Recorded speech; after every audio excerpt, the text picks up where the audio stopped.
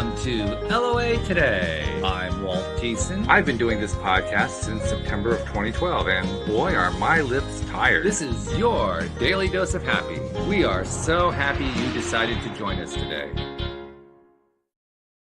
And we are recording this on Christmas Day 2023. So to those of you who celebrate the holiday, Merry Christmas. We hope that you've had a wonderful Christmas this year. And my special guest joining me today doesn't have any problem doing a podcast on Christmas, which is a wonderful thing all by itself. But she's got an interesting thing. She's got a book called The 5-Day Job Search. And in an era where particularly younger people have found a lot of trouble finding the kind of work they've been looking for, to take the next steps in their lives and so forth. But actually, no matter what age you are, it's a challenge these days to not only survive but to thrive economically, and it's an issue that a lot of people deal with. So when they hear about the idea of getting a job in 5 days, because that's what that implies, a 5-day job search, that sounds probably pretty close to miraculous for many people. So I don't know about you. I'm kind of curious to find out how all that comes about. First, though, I need to welcome my guest, Annie Margarita Yang, to the show today. And Annie, well, thank you, first of all, for joining me on Christmas. That's wonderful all by itself. But how you doing up in Boston, Mass? I'm doing great, thanks. I was away in a cabin up in New Hampshire for a couple of days. I came back and then I hadn't looked at my calendar because I'm on holiday, and I kept thinking this was for 7 p.m. Eastern time. And then at 3:51, I looked at my calendar. I was like, oh my gosh, it's in 9 minutes. Well, thank you for... I'm here on Christmas, but I almost missed it, actually. Thank you for jumping in at the last minute then. Oh my goodness. That would have been really interesting, because I'm actually recording a second episode with my friend Joel Elston at 7 p.m. So at that exact time, we would have been trying to do two at once. That would have been interesting. But anyway, well, welcome to the show. Tell people how you got into this whole idea of doing a 5-day job search. Where does that come from? That comes from the fact that I was able to land a job in only 5 days. So right after high school, I worked a whole string of minimum wage jobs, and I didn't go straight to college.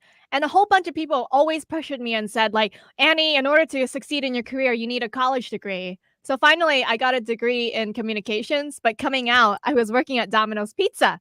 So it didn't work out the way people kept saying it would work out. So when my husband and I, we moved from Texas to Boston, I said, this is a new life for us here. I have a new identity. I don't know anybody. So I'm just going to do whatever I want. I don't care what people think, So when I moved here, I applied to 50 accounting jobs with no accounting degree.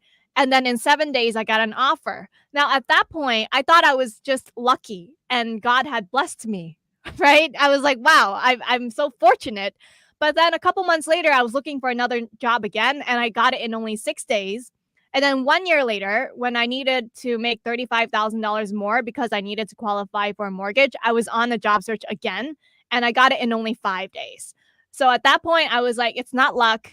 This is skill. I must be doing something right. It certainly sounds like it when you get 3 in a row like that one. I'm particularly intrigued, though. Accounting isn't exactly something that you typically would associate as being, well, I can go get that job without some sort of degree in accounting, and yet you did it. So why don't we start there? How did you get an accounting job without an accounting degree? I had started working as a bookkeeper. And no prior background in bookkeeping before that first job. I was actually working at a grocery store doing cashiering work and slicing deli meats. And then one day, I was just so sick. I was so sick of working there. It was a part-time job, but my coworkers, they kept calling out sick because they were hungover every day. And then okay. So they would call out sick the day of their shift. And then my boss would say, Annie, can you please come in to cover someone's shift? And then I was just so sick and tired of doing that because I was really reliable. And I was just like, no. So I quit with nothing lined up. And I thought I think I'm just going to get another grocery job, right? And I walked into a supermarket, Seatown Supermarkets in Brooklyn, and the guy told me I'm not qualified to cut cold cuts because you need he's like, you need 1 year of full-time experience cutting cold cuts in order to be qualified to do this job, because our customers are very, very picky about their cold cuts. And then I was like, okay, right. And then It just so happened in that same week, I walked into a hardware store so that I could buy supplies to make a table. I needed to buy supplies. It was like a DIY table that I was making. And then the owner of the store was like, "Hmm, can I get your number?" I was like, "Sure." I gave him my number. He was just like, "It's just if I ever want to keep in touch with you." I was like, "Okay." And then a couple days later, I mean, that's an unusual conversation, just that, all by itself out of the blue. and then on the last day of like that 2-week resignation period, right? I got a call from the owner of that hardware store and he said he wanted to give me a full-time job in bookkeeping. Wow. Yeah. It just so Now, happened. did you ask him what made him, first of all, want to take your number, and second of all, think of you for a bookkeeping job when it sounds like he hadn't even talked about bookkeeping with you? Yeah, I was like, "What is bookkeeping?" I didn't even know what it was. I asked him and he said, "Well, I thought you might be pretty smart to do this job because you came Ah, in, you knew exactly what you wanted to buy, and a lot of our customers are males, and they know what to do, but you come in, you're a woman. We no almost never get a female customer, and you come in, you know what you want." Right? And so ah. clearly you must be smart enough to do this job. I was like, "Okay." Interesting, interesting. Okay. So So what happened with that? I mean, it sounds like did you took the job? of course I took the job because I had nothing lined up. I took Okay. it. I did really well with it. I ended up learning QuickBooks. So I got my feet wet with bookkeeping. And then that was in Brooklyn, New York. We moved to Texas. I got another bookkeeping job. So by the time I went to Boston, while like accounting is not the same thing as bookkeeping, you need to know more than just bookkeeping. I was like, Sure. I don't care. I'm just gonna apply. Because what happened was in Texas when I was going to move, right? So my boss had to find a replacement.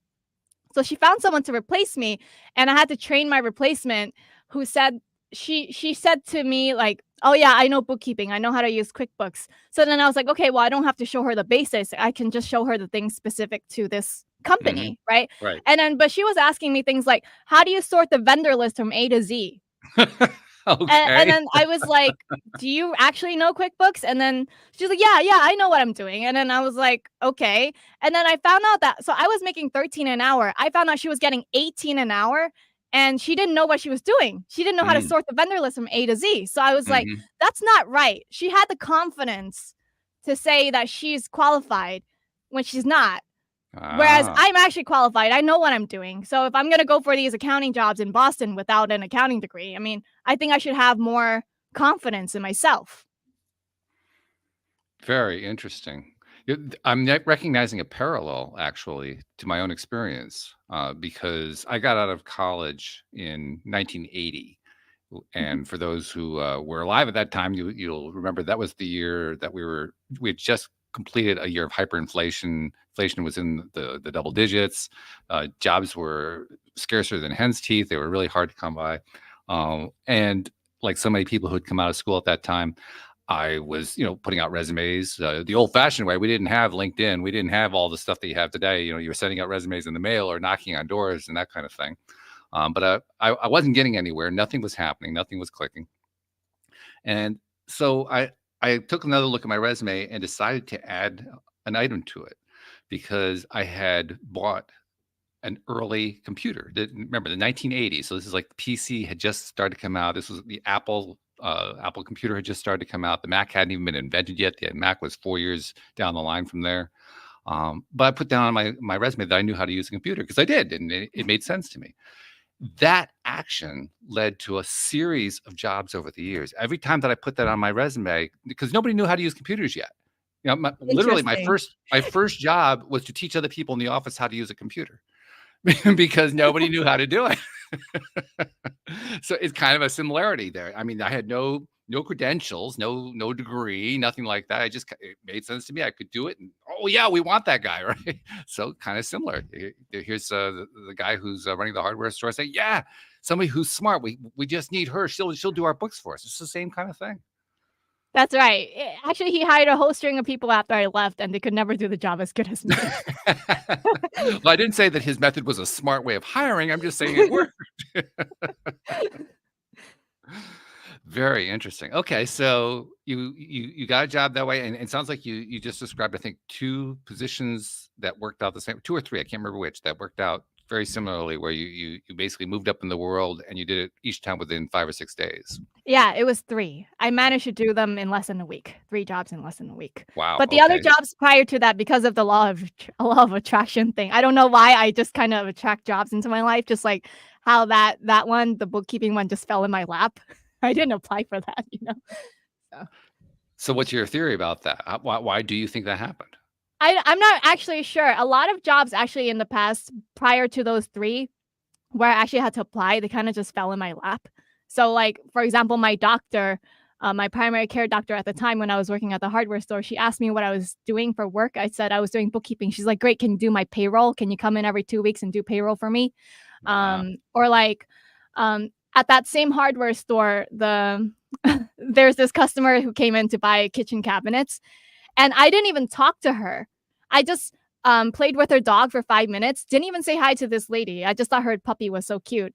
And then she just walked up to me. She's like, "Young lady, you're very smart. I wanna give you a job." And then I was like, "What? What makes you think that?"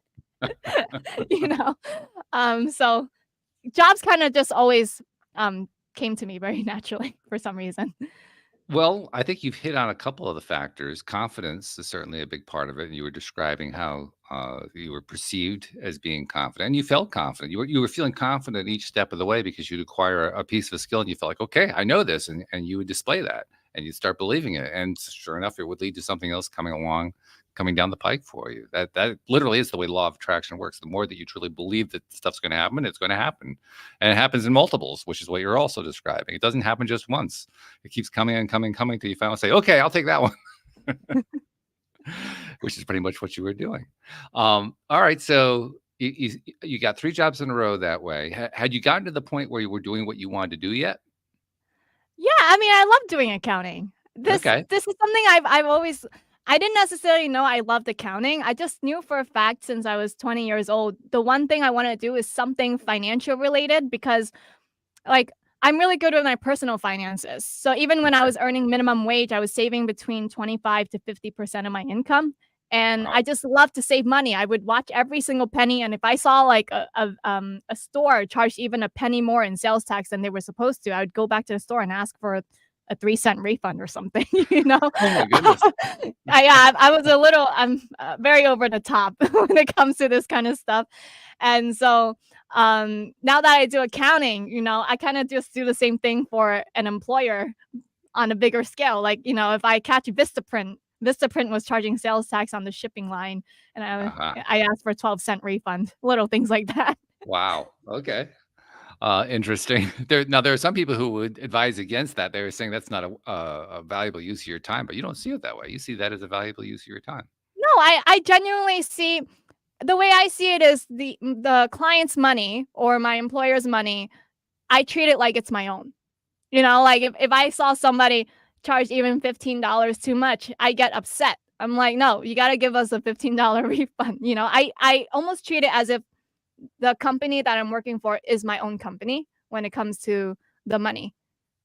That's a good attitude. I like that. I'm an employer, and if I had somebody who's a prospective employee coming to me with that attitude, that's somebody I want to talk to. That's somebody who's like 80% of the way to getting a job just because of that attitude. So I'm totally on board with that.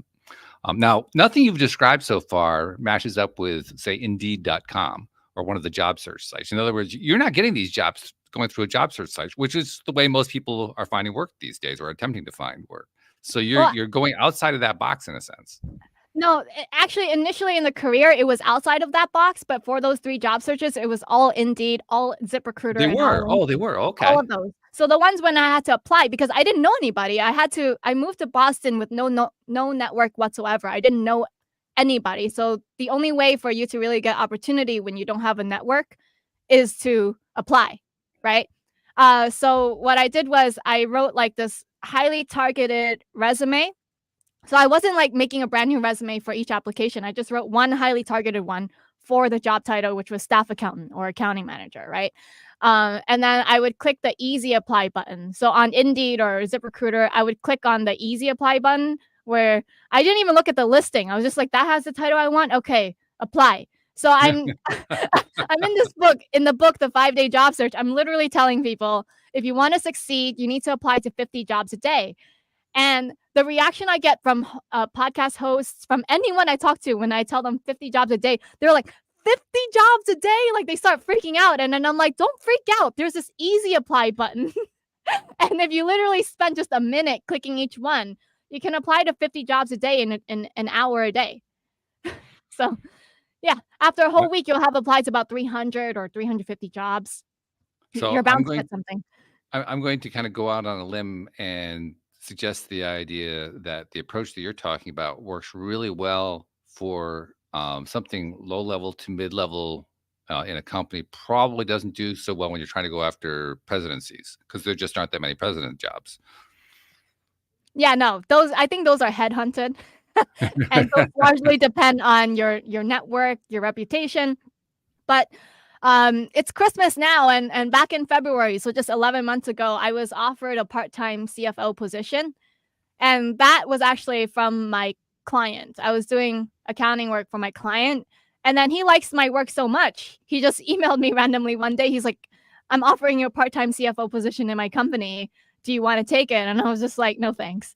But so I think beyond those, entry level and mid level, it's more about developing a certain reputation to the point where everyone wants to recommend you for those high level presidency positions. So it's that is a lot more networking and like online branding so that you're hunted for those positions.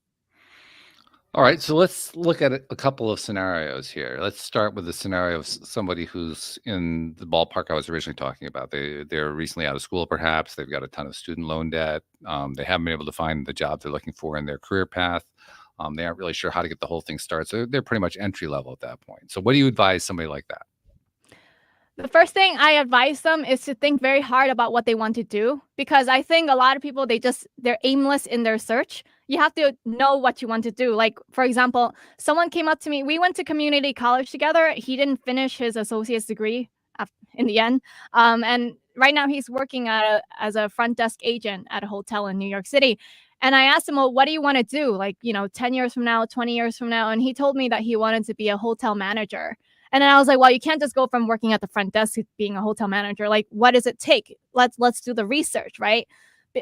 So then I did the research for him. I looked on LinkedIn and I filtered for only people who had a current job title of hotel manager to work backwards from there and see what positions did they take along the way to get to where they were. And it turns out that it takes on average about 7 promotions to finally become a hotel manager up the chain. And if you're not like smart about the titles that you go after, then it'll take about 9 or 10. So if you're efficient and follow this, then you can get there in 7. But if you make lateral moves along the way, that doesn't necessarily help you go up. You're going sideways, you'll get there in 9 or 10. So that's a difference of 6 years in your career, right? Sure. So based on this research, we realized that the title he should be targeting next is actually front desk supervisor. So you have to get really clear about what is the title that you want. Like when I first came out, I didn't understand just how the accounting titles worked. They go from like staff accountant to staff accountant 2, senior staff accountant, then accounting manager. So there's like all these titles that along the way go up, but nobody explains this to you. This right? is true.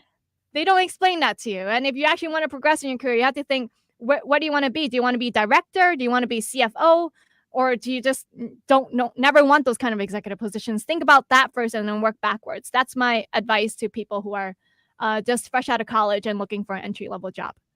Very interesting. This is very, very interesting. I mean, it's been years since I've been in the position of needing to do that.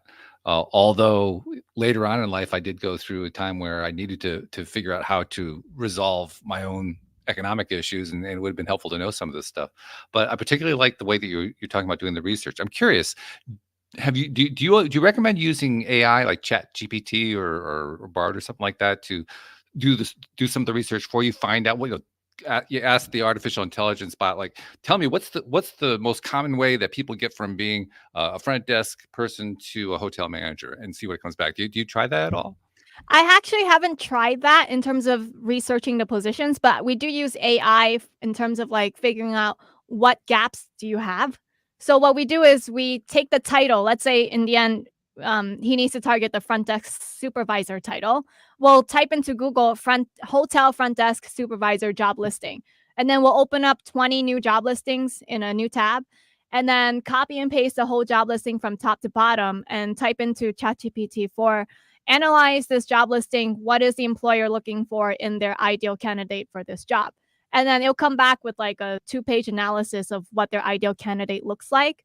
We'll do it for like 20 different listings because let's say over and over again, it's repeated. We need somebody who has experience in this specific software, or we need somebody who is flexible with their schedule and willing to work weekends, right? If it's repeated more than once, then it's clear that it's important across the whole industry. So A, it needs to be communicated in your resume and your LinkedIn profile. And B, you also need to speak to that in your interview about why you're a good fit, if you are, if you do meet those things that they're looking for.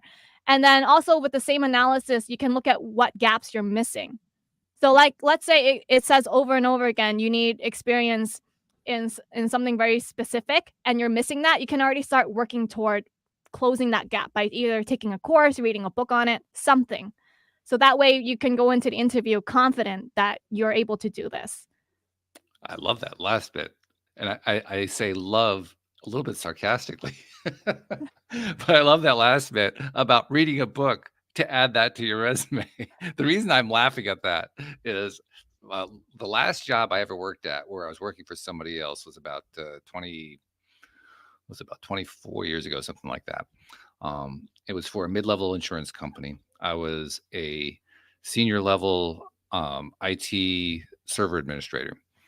And I was asked by my boss to interview somebody who wanted to come in to work in our team to interview her for a job. And this was at a time when certifications were just starting to really come onto the rise. The major companies were beginning to offer certifications. In this case, they were Microsoft service. So we're talking about Microsoft certification. Literally, Microsoft certification had come out within the last year or two. So it was really, really new. And this woman who I'm interviewing has like every single certificate that Microsoft offered. I mean, I think there were 7 or 8 of them at that time. And she had all of them. She had every single one of them. And so my boss and his boss, they were over the moon, like, this is a great candidate. Just give us your read on this candidate. So I sit down and I interview her, and I'm asking her about her certificates. And I remember one of the certificates she had was in what was known as terminal server. And I'm not sure I can give you a modern day equivalent to it, but the basic idea was it was a way of terminal server was a way of doing shared data processing, kind of similar to like an old mainframe with dumb terminals, but not quite the same thing. But anyway, I was asking her, okay, so tell me what you know about terminal server. She knew nothing. She knew nothing at all about it. She had no clue what it was. Even though she got a certificate in it? She had certification in it, but she had no idea what terminal server was. and so I really went, really down on her because like, wait a minute, you got to be kidding me. You're claiming these certifications. You don't even know what the darn things are. I actually said, no, don't hire this girl. She's trying to pull the wool over your eyes. But the point is, I mean, she probably actually did get hired by the company. I never really heard one way or the other. But she probably ended up getting hired because of that certification. And since then, certification has taken off like crazy. I mean, everything has certifications these days. In fact, I was doing a little job research, not for myself, but because I'm an employer, I was looking at, what are other companies looking for and so forth. I was stunned at how much of them are looking for this certificate or that certificate or, this credential or that credential. And it's really kind of exploded in many, many ways. So here you are talking about, well, just go read a book on it. I'm thinking, wow, all right. So that's what a credential is. A book qualifies as a credential. I don't like to, you can't put it in your resume, right? That you read a book on this. But if an employer asks, like, do you know about X, thing, you can say, I don't know. I don't have a direct experience, but I do know that it's important to you. So I've already started reading up on it. Interesting. It displays your proactivity. That's what I think, your ability to take initiative and to sit down and study, basically. And I think that's the important trait to talk about here. It's not necessarily about do you have the qualifications on paper, because I still don't have the qualifications on paper. I don't have an accounting degree. I've been told many times that I'm not qualified for certain jobs, But then, so those are the employers that care, and then we have employers that don't care whatsoever about what qualifications you have on paper. Like my current boss, what he cares about most is my character. He cares more about the fact that I'm always looking to learn new things. Talk about that, because personally, I pay close attention to character as well when I interview somebody. So talk about your experience with that. Why do you think there are employers who are interested in that? Why is character important? It's important because I think there's always this huge focus on like whether you know how to do the job or not. But then, Mhm. like, we have people these days, they lack ethics, they lack morality, they're willing to lie their way through anything. I have a cousin. My cousin got a degree in accounting, so on paper he's more qualified than me, but it turns out that he lies on his resume. He came to me asking me for help with his job search. And then he told me he outright lies on his resume because he said there's no other way I can get a job otherwise. But this is Wow. accounting. Like, this is accounting. I think character is so important because look at all the corruption we have. What was it? I think there was a mayor it was either in Connecticut or Rhode Island, one of those. But like last month, I read a story in the news about how she embezzled $1 million so that she could buy a property with city funds personally. I was Mhm. like, how can you get away with something like that? It's so corrupt, right? Well, Like, apparently you can't. She got caught, but she got caught, but it took several months for her to get caught. yeah. What's so funny is like I think it took the registry of deeds a couple months to catch that. And Wow. they were the ones recording the transaction. Can you believe that? Right, right. Right. Yeah. So the character is really important because look, especially in accounting, we're dealing with money. We expect financial reports to be accurate. People make decisions based on these reports. So if you're the kind of person who's willing to lie to do anything, we can't even trust the report. Do you see just why the character is so much more important than whether you know how to do the job or not? You can learn how to do the job on the job, but I cannot teach somebody how to have character. That's something your parents were supposed to teach you.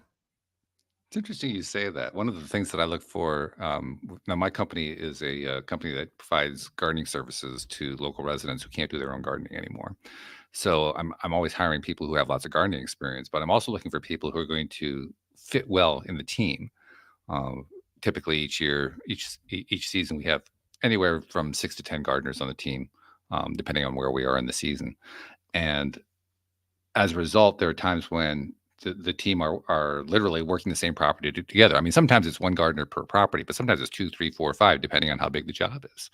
And the reason I'm so concerned with the team is I want to know that everybody who's teaming together is taking on whatever needs to get done, rather than, well, you do this and I'll do that because I don't want to have to do that job over there.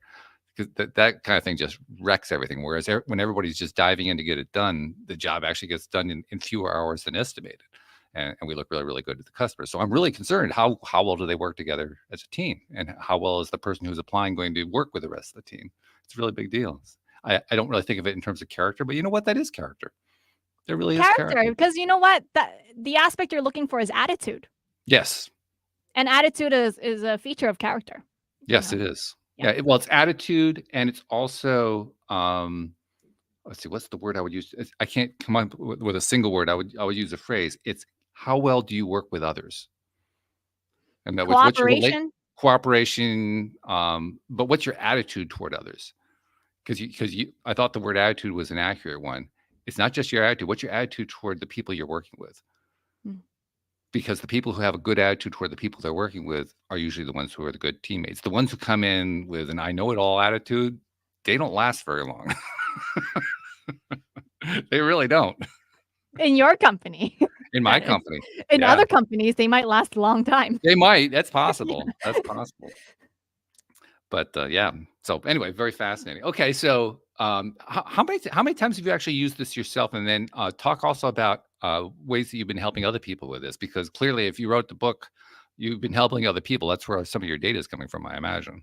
Yeah, I mean, look, I basically walk everyone through the same thing that I did, but it turns out like things that I thought were obvious, it wasn't obvious to other people. Like I was telling this guy, I'm helping someone who is 70 years old, but he's really good with computer. He's an Oracle database administrator, I Oh think it yeah, was, those are valuable. at 70 years old. So he's like very, very competent at what he does. He's been doing it for at least 35 years. Yeah. And because of his extensive experience, his resume he showed me was 3 pages long. And then Yeah, I was like, sure. we can't do that. We can't do that. It's got to be cut down to a page. So he told me when he came to me last month, he's been unemployed for 6 months. Right. And then I was like, that's weird because I know he's a really smart guy. And Hmm. so when I sat down with him, I realized a 3-page long resume. And then after I cut down his resume to 1 page, he self-sabotaged himself. I specifically said, now take the top of this resume and put in your own personal contact information because I was recording this and I was going to make it public and I didn't want other people to know his contact information, right? Right. It turns out after we got off the call, he actually removed all of the contact information section off. And then he was like asking me, like, I don't understand why people aren't calling me for interviews. And then I was like, let me take a look at what you uploaded to the site. So I downloaded it from the site and I was like, how do you expect anyone to call you if you self-sabotage yourself in this way? Yeah. Well, particularly taking away your own contact information. Right.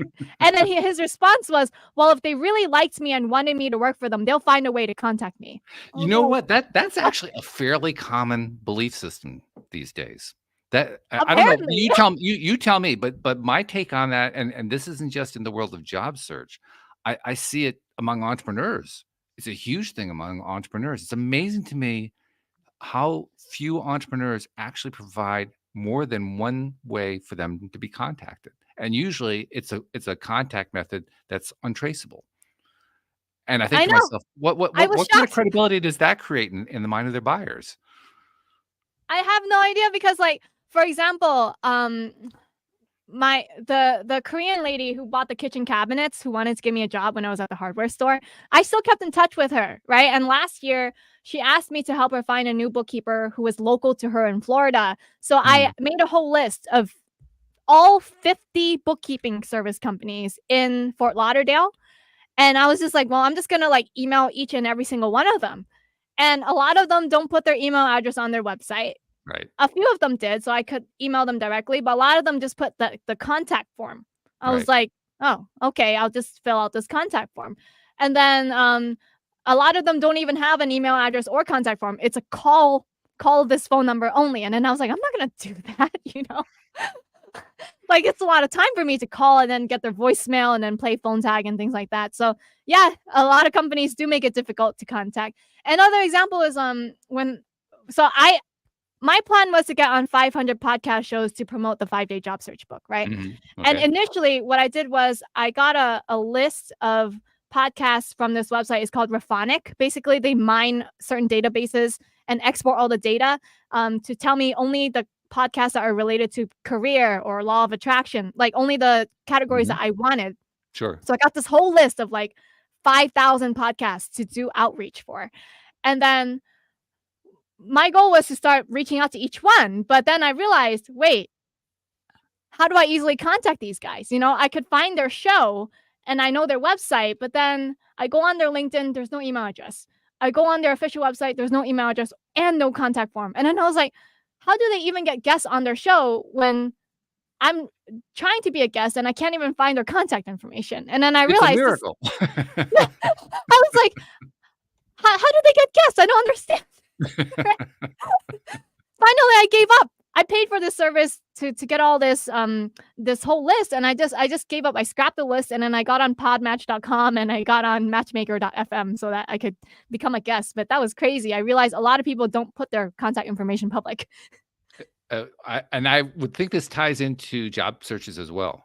I mean, you tell me, but how often do prospective employees fail to provide easy ways for employers to find them? I think all the time because this is common sense to me, but apparently it's not common sense to other job seekers. But I would also deliberately put my email address as the last line of the summary bio, the Mhm, objective portion of LinkedIn, because I know for a fact that if somebody is not a connection to you on LinkedIn, there's no way for them to contact you, right. right? So even if they liked your profile, they just came across it and you didn't apply for the job, but they just came across your profile, there's no way for them to message you or contact you or call you or anything. And even after they become a connection, and they click the contact info button, that depends on your setting. So like if you didn't make the setting like public to your network or whatever, they still cannot see your contact information. So I was like, the smartest thing to do for anyone to be able to contact you easily is to really just put your email address public as like the last line of your bio. But I even get pushback on that. Like when I recommend people do that, they're like, "But what if they take my email address and they add me to some like spam list or something like that?" And then I'm just like, "Ugh, I can't stand this resistance. The resistance. There's a reason, an excuse for everything that I'm recommending that works that people don't want to follow." Well, it's a really important point. We talked before we got started about, what we'd be talking about here, and you were asking me, we're talking about law of attraction, and I explained to you, well, we did law of attraction for the first 400 or 500 episodes, and after that, we felt like we needed to expand the topics a bit because I was loving doing the podcast, I was enjoying it, but I mean, you pretty much covered it all in 400 to 500 episodes, so I felt like we had done it all, and yet here we are bringing it in once again. One of the main concepts with law of attraction is resistance. The different ways that we resist bringing stuff into our lives that we want to have, even though we want them, even though we desire them, we still resist them. It's often in ways that we don't even realize that we're resisting. And here you are describing in graphic detail exactly how people resist getting the job that they want. It's amazing. I swear, yeah. People sabotage themselves in ways that you would think are ridiculous. Well, let's talk about what some of those are. I mean, we've identified a few here. What are some of the other ways that people self-sabotage when it comes to their own job searches? Well, the way I'm literally holding this guy's hand, the 70-year-old guy for the database administrator role, right? Right. I literally said, "I want you to click the apply button 50 jobs a day," right? And then he came back to me and said, "Oh, well, I did it." But the problem was I didn't check his work. I didn't check his work, so I just took him for his word. And he said, "I applied, to like, about 200 jobs." And then I was like, "Oh, okay." And then at that time it was Thanksgiving week, so he was telling me, "Well, no one's called me back or emailed me back for an interview." And then I was like, "Well, you have to understand it's the holidays, right? So that's understandable. It's reasonable. Everyone's on vacation." So then the week after, for his homework, I still said, "You still have to apply to more jobs." And then by then, the next time we met, he should have gotten some callbacks based on my experience of how my job search went, right? And he still wasn't getting any callbacks. So then I was like, "Do you know something's weird? Something's off. I don't really understand what's going on." So finally, I was just like, "Hey, Peter, when you apply for these jobs, is there like a section on Indeed.com or Dice.com where he was doing it that shows me what jobs you applied to? Like, is there a section that already shows which ones you've already applied to so then you don't apply to it again?" And then he was like, "I don't think so." And then I was like, "Well, just share your screen and let me take a look." And then we opened it up. I found the section on Dice.com, and it turns out he only applied to 40 jobs total. Total. So I was like, "This isn't 50 a day. this this is 40 total." Now, this is what I want you to do. I want you to search the words database administrator into the search bar, and we saw 937 listings, right? I said, "If you don't have all 937 applied to by next week, don't call me back." I said, "We're not meeting next week unless you tell me in advance that you've applied to all 937 that I see here." Because like he didn't apply to 50 a day like he was telling me when you Do, actually do, look at it. do you know why he didn't? I mean, was he just embarrassed, or was he confused, or did you ever find out why he wasn't doing it? He gave various reasons. He's like, "Well, I'm so busy. I have so many things to do to take care of my personal life." Oh. I was like, "You're unemployed. You've been unemployed for 6 months. How are you so busy?" I was telling him, "I work like literally 10 to 12 hours a day. I work 6 days a week. I still have time to take care of my personal life. I mean, do you need a full 12-hour day to take care of your personal life?" Right? I don't take excuses from him because I was like, there are people who have full-time jobs as well, with just a 40-hour week, and they still manage their personal life. They have kids to take care of as well, and they somehow are able to do it all, right? So how do you need 12 hours to take care of your personal life? I was just asking him for 1 hour per day. So he came back to me the next week. He had applied to 500. I checked. Whoa. Okay. I checked. He did 500, and now it's been 3 weeks since that point. He's gotten a job offer. He has a job Ah, offer. They're just in the negotiation stage right now for the salary, but he has the offer. so this is another interesting thing, and this is something I've actually discussed with numerous people over the years. Back when I was working in the corporate world rather than being an entrepreneur, I would do the pre-technological version of what you're doing, which is I would just reach out to every single company I could find in the area that did the kind of thing that I was looking for and apply to them. Even if I didn't know that they had a job available, I'd send them a cover letter and a resume, and I had this really cute little graphic that gave them a laugh. And I actually got phone calls from employers saying, "I don't have a job for you, but I just wanted to let you know I loved your application. It was great. I got a laugh out of it. It was great. I loved the letter. It was wonderful." So I did get some response out of it, and every time I did that, I did get the work. But I've talked to many people who think that that's basically a waste of time. That all you're doing is scattergunning. You're just shotgunning at a wall and seeing what sticks to the wall, and that it's not an effective way to find a job. But you're saying no, that's actually the best way to do it. Well, those people who say otherwise, that say you're just, doing and seeing what sticks, right? My question back to those kind of people is like, did you try it yourself before making those kinds of assumptions and statements? Like I used to really care a lot about what people were saying, but then I've come to realize that the things that they're saying to me, did you try it yourself first before actually saying that to me and giving me your advice? Because unless you've successfully done it yourself, I'm not interested in what you have to say. I love that No, last no, one. That's cute. I'm serious. I'm serious. I used to really like ask people for their advice, and then I came to realize that they're not qualified to give the advice that I'm seeking. Right? Like the people who say, "Oh, applying to 50 jobs a day doesn't work." Did you apply to 50 jobs a day and see for yourself? No? Then I'm not interested because one of the things that I'm doing now, it's not job related. I'm learning piano. I was never allowed to learn piano as a kid. My parents couldn't afford it. And finally, when I was 26 years old and I was making a six-figure income, I'm like, I have all this money and I'm just bored out of my mind. I want to start pursuing the things that I wanted to as a kid, right? Good for you. I don't want to believe that like where I start in life is where I will end up. I want to see how far I can go, no matter where I started.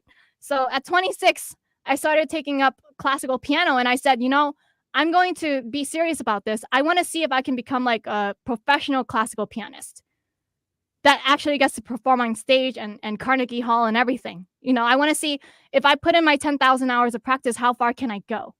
And I had people telling me like, you can't learn piano as an adult. It's impossible to learn piano as an adult. Like when you're an adult, your brain is no longer absorbing things like a sponge, and your nervous system, like the hand-eye coordination, just isn't as good as if you were a kid.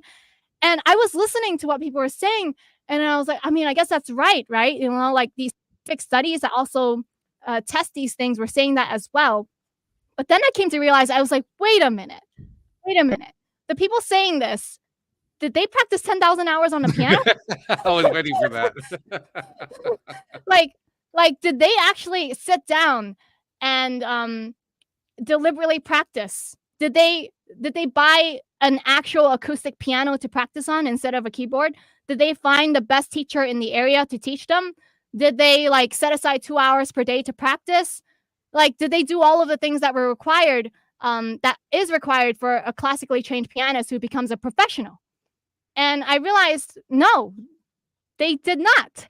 And even these scientific studies that say, it's much harder for an adult with the hand-eye coordination compared to a kid. I'm just like, wait, these studies, they were short-term. And these studies also didn't force like an adult to practice piano for 2 hours a day for a year to see how far they could go. They probably just did a study that was like a few days in duration. And then they came up with their conclusions for their study. So I don't want to believe those studies, and I'm about 1,000 hours in at this point, and I don't think it's talent. I think it's practice. I love that. Not the least of which is there are 365 days in a year. If you do 2 hours a day for 365 days, you still haven't even done 1,000. You're up around a little under 800 at that point. So I think it's a great point you're making. I mean, you got to put in the time. And by the way, I played piano when I was a kid. I stopped for years and years. I got myself a keyboard a couple of years ago, and I've been picking it up ever since. And so I really appreciate that part of the story. I'm not trying to become a concert pianist. That's the last thing I really want. I do it because I just like making music for myself. I think it's fun. But whatever the reason is, it doesn't really matter what the reason is. What matters is you're pursuing what you love to do, or what you think that you love to do. And you're going at it with gusto. That when you talk about 10,000 hours, that's going at it with gusto. Yeah. And you could even change your mind in the middle. You could get 2,000 hours into it and say, "Oh no, this isn't for me. I'm done with this," and that's okay. It's a perfectly legitimate decision. But at least you gave it a shot. You tried it Yeah, to see. I wanna say I want to I go I that gave far. it my best shot. I Yeah, wanna say that, yeah.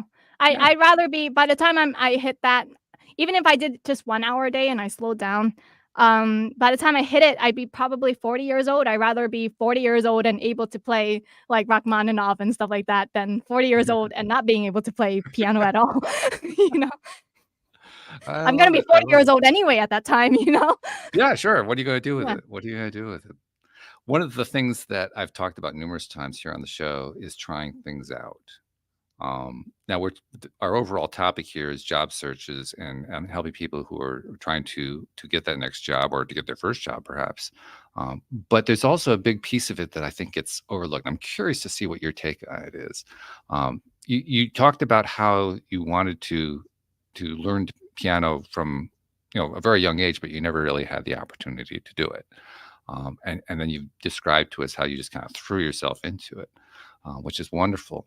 The thought that comes to my mind that I often propose to people is try things. Even if you can't try them in depth, try them. Because the one thing that will do more than anything else to help you find what you love is to try it. If you don't try it, you don't know whether you love it. You may think that you do, or you may think that you won't, either way, but you won't know until you try it. And I love how you just dive in and try it. But I'm curious, I mean, do you try things out even in the short term just to see, do I like this? Do I like this? Do I like this? Or do you just find one thing and you just go after it? Oh, yeah, the whole reason why I ended up playing piano is because I tried this, try this, try this, and then I realized I don't like it. Like, I was Mhm. because I'm so frugal, I say, like, I watch every penny, right?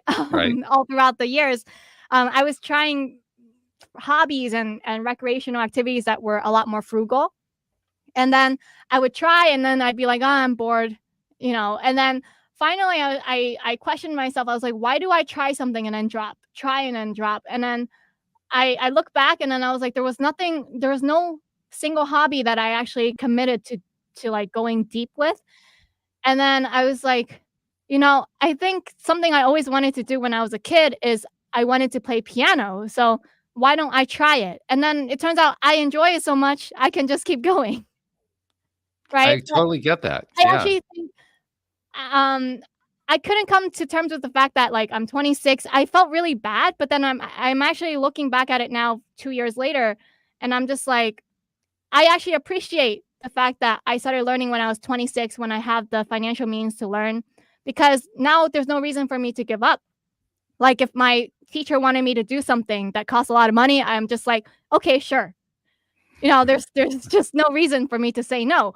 Or, like, one of the things she recommended that I do is New England Conservatory every Friday morning, they have free classes open to the public. So, on Friday mornings, I just cut work and then I just go take the free class. But that's only because I'm now at the time in my life when I have the ability to command um, more autonomy over my own schedule. If if Mm. I if I wasn't at that point in my life, I wouldn't have been able to do that. All right, so let's go back to job searching. By the way, I love everything you just said. I just want to tell you, I think it's fabulous. But I want to go back to job searching, particularly for those who are recently out of school, haven't been able to find their particular first job. They have not been able to get their foot in the door. They're complaining that the job market just isn't working. All their friends are having the same problem and so forth. Now, you've already given them one really good clue: apply 50 jobs a day. Are there other clues you can give them? Oh my gosh. I think one of the problems that people fresh out of college have is they don't have experience.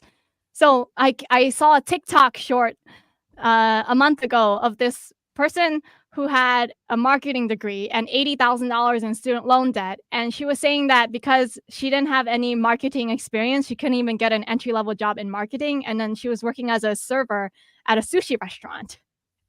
And but she was also saying, like, she was making more as a server at a sushi restaurant than she would at an entry-level marketing position. She thought she would come out making $100,000 a year in marketing, and that's just not how it works. um, and to a young person, I would have to say, like, stop being so focused on the salary, right? The way I've always done my career is that even if it doesn't pay what I want it to pay, my long-term thought was like, at this position, even if I have to work for free, there were many things, by the way, I had to do, I did for free. Okay, I did a lot of things for free to get to where I am today. Even if it doesn't pay any money, if I commit the time to learning how to do it, then I think that I will become so good at it later on. It sets the foundation for my future success, right?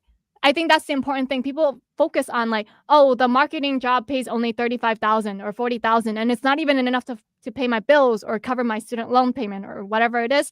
But you have to think of that long-term thing. If you really want something, you have to sacrifice to do that, right? So even if it means you have to move back in with your parents or live on ramen noodles, right? What are you willing to do to get what you want? Very interesting point. Now, the obvious retort, I can just hear a number of job seekers saying this in the back of my mind. They're going to be saying, work for free. I don't have any money. I don't have any income. How can I work for free? Can you work for free for an hour a day? I mean, like, look, I have worked at a minimum wage job for 5 years straight, 18 to 23 years old, until I finally got my first office job, that first accounting job in Boston. So 5 years I worked for like $8 an hour before I finally was able to make $45,000 a year at 23 years old, right?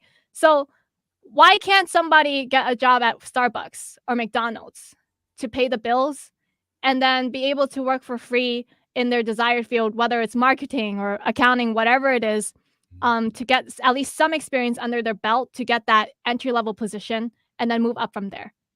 Why is that not possible? And of course, it is possible. Yeah, I think people are just not willing to suck in their pride, honestly. Interesting point. Suck in the pride. I like that phrase because pride certainly does play a role in it. And well, there's another piece in here too that makes me think of. I'm going to ask your opinion about this. One of the things that I talk about a lot is the importance of building up one's own confidence and self-esteem about whatever it is that you're trying to attract into your life. Doesn't matter what it is, job, relationship, health, and it doesn't make any difference. And you have a very strong sense of self-confidence that's come through very loud and clear in the interview here. I've met lots of people in the same age group who don't have that level of self-confidence. What do you say to them? I didn't always have this self-confidence. I had to learn how to have it. I've had people tell me that I will always be a failure in life. I've had my guidance counselor tell me every week Every for week. 2 years Wow. straight. Every week for 2 years straight, tell me that I will always be a failure. Wow. And that was a shot to my self-esteem and my confidence. I had to find my confidence. And finally, I think what made the switch, because I didn't actually have full confidence until this year, actually, when I started doing the podcast tour. And it was this thing that I say to myself. I also have it in my bathroom mirror to remind myself to step into this confidence. It's, I am Annie Margarita Yang, and no one can tell me otherwise. Right? Like, people can say anything they want about me. They can be offensive. They can insult me. Whatever they want to do, they can. But the one thing that is my truth that I can stand in is I am Annie Margarita Yang.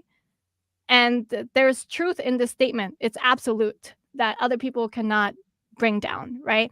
That's one of the things I say to myself over and over again. Like, I got into a pre-interview with a host about a month ago, and she told me that I was unqualified to give job search advice and branding advice, and like, where's my track record of helping other people? And my response is just like, I'm Annie motherfucking Yang, you know? Like, I am who I am. I am who I am. I've done what I've done, right? And another thing that has helped me as well to have this confidence is whenever somebody makes fun of me I say, "Do you pay my bills? Do you pay me money? Do you pay my bills?" Because, we're all equal adults on this world. We all have bills to pay. Unless you pay my bills, I'm not interested in what you have to say. You know? So who's Well, important to me is the guy who pays my bills. That's who's important to me. but that takes a certain amount of self-confidence to even say that. I mean, that's the interesting challenge where self-confidence is concerned because you kinda need a little bit in order to build it. Well, because, like, I got really sick and tired of people saying the things that they were saying. Like, um, I don't know why, Walt, but for some reason, I've noticed this over and over again in my life. I'm very controversial and polarizing. It's people either really love me or they really, really hate my guts, even though I personally think I'm very nice and kind and polite. But there are people out there who really hate my guts, and I didn't do anything to them. And so I've kind of just had to learn to say like whatever. Right? Like people who love me, I should be focusing on that. So that I think that's helped me with the confidence. I think because I've had to grow a thick skin, having so many people tell me they hate my guts, I've kind of just had to learn how to have more confidence to ignore what they are saying about me. You actually just gave a very important law of attraction lesson right there. It's something that we talk about a lot when we're talking about law of attraction, which is you focus on what you like and what you want, not on what you don't like and don't want. And you said, "Well, I'm not going to focus on all these people who are downgrading me and trashing me and so forth. I'm going to focus on the people who love me and who appreciate me." That's exactly what you're supposed to do. And lo and behold, look at this! Oh my goodness! It actually led to you attracting what you wanted. Who knew? I guess I do the law of attraction stuff naturally. Yeah, yeah. I You do it really do. naturally. You really do. This has been really fun. This has been a fun interview, I have to say. I've really enjoyed this a lot. I I like I your want to question. I want to publicly state to the person who we will not name, who was the podcaster who was pre-interviewing you, telling you you're not qualified, and I want to tell her she's not qualified to interview you because clearly she has no idea what she's talking about. If she had actually talked to you the way we've been talking here and heard what you had to say and came to that conclusion, I wouldn't want to be on her show. I seriously, I would not want to have anything to do with her because she doesn't know what she's talking about. She has no idea. I think so. She doesn't have anything. My friend who is also someone who's into law of attraction, but she's also like a business mentor and coach to me. When I came to her about this story, she's like, "What you need to do, Annie, is you need to learn how to do that backhanded compliment." So, Yeah. so she was like, this host, she's in her, I think, 50s or 60s. You can clearly tell she's got white hair, right? And then, what was I supposed to say back to her? Like, well, clearly you're someone who's very successful. You sold your company to Bill Gates. You've earned millions of dollars, but times have changed, and I think you just haven't caught up yet. Well, I think that's So actually while not you backhand. I think that's compliment very her, you kind of kind. like back. That I think that's a very kind. If you were going to go backhanded, what I would say is something like, I hope you continue to get all the success you actually deserve. That's backhanded. No, but seriously, this has been really good. Really, really fun. Now, the book, once again, is The 5-Day Job Search. I presume it's available everywhere that books are sold. I mean, that's usually the case. Yes, it is available from like Amazon, Walmart, Barnes& and Noble, Target, etc. But you can actually get the audiobook for free. The 5-Day Job Search audiobook. You can go on www.annieyangfinancial.com. That's ANNIEYANG financial.com. At the top of the page, you'll see this link. It says audiobook. Just put in your name, your email address, and you can download the book. Oh, wow. I mean, audiobooks are usually the more expensive versions of a book. You're giving it there for free. That's really something. Well, the book is 49 chapters long. So It doesn't matter. I mean, I know, but it's because if you listen to the book, then you're not going to find success. It's not going to work if you just listen to the 5 hours of it. What really guarantees success is your ability to read it and take action. Read it and then take action. So, I'm assuming after people listen to the book, they're like, "Oh my gosh, she put so much information. It's 49 chapters long. I got to buy the actual book so that I can refer back to it and then actually work out the plan because this isn't something you can do overnight after you just read the book. It's something that takes time to implement." and do you work with people too, one-on-one? I do, but I'm actually trying to avoid that because I want to make sales straight from the book.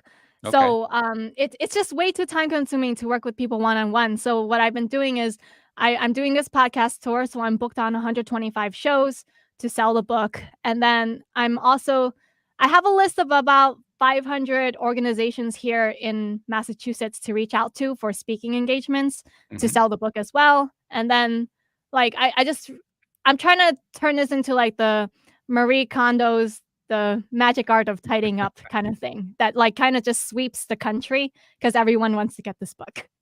How is it working out so far? Sales have not been what I thought they were because I realized that when people listen to a podcast, they don't necessarily go and buy the book. They're listening to the podcast while they're commuting or Mm, jogging or at the mm, gym. So they're not going to like stop what they're doing to go buy the book. They like the concept, but I realized that people don't necessarily buy something, especially an idea. What I'm selling isn't necessarily a product. I'm selling an idea, right? right. And a philosophy and a paradigm shift. People need to hear something about 10 to 11 times, be exposed to it around that many times before they're like, you know what, maybe she's onto something. I want to buy this. Hmm. Well, I can't necessarily do anything about 10 to 11, but I can do something about 2 because we've had you for the show here. I'll add a second one in by putting a link into the show notes, so that makes it easy for somebody to find it on Amazon, so they don't have to go hunting around for it. So just by making it a little bit simpler, maybe we can give them one more exposure that way. But Oh, Annie, thank you so much. this has been great. This has been really, really fun. Thank you so much. Best of luck with the book, man. I mean, that's just it's fabulous what you're doing. I love how you just break it down to a simple approach that anyone can do. I mean, there's not a lot of rocket science in this, is there? No, not a lot. And since people listening are into the law of attraction, they're gonna love this book because I have law of attraction story after story. There you in go. this. All right. Cool stuff. Well, thank you again. We appreciate you so much. Best of luck with the book. Let us know what happens. Let us know, what happens after you do your 125 or whatever it is episodes of, podcast episodes. I'm going to be curious to know what kind of result you get out of that. All right. Thanks, Walt. And thank you to our podcast listeners everywhere. We'll see you all next time here on LOA Today. Goodbye, everybody.